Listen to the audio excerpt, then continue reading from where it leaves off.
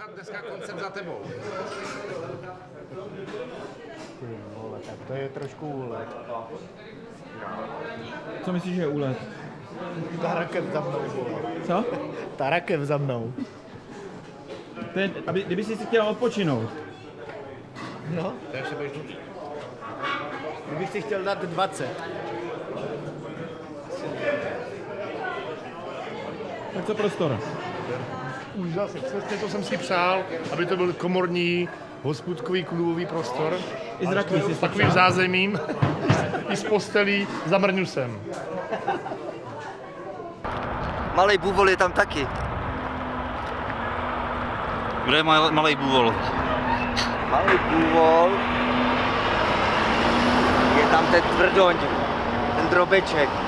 To je malej bůvol. Velký a malej bůvol jsou tam. Bůvoli, bůvolové. No, já jsem Marek, jsem z Atlanty. Už tady žiju 25 let, to uteklo jak voda.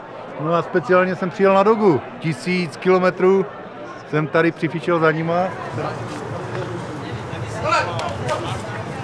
To si posral, vole, já tady byl první. Tak jdeme? To jsou hovada, to je hrozné.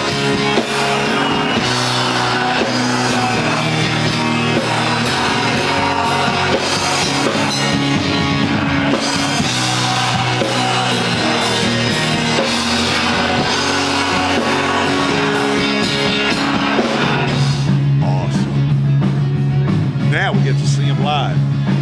We're ready. Route 66, Route 66. Odvaž se na ní, ať ti je líp. Route 66, Route 66. Tak ta je nekonečná, víš. Takže vlezlo to tam? Jsou tam ty slova dobře?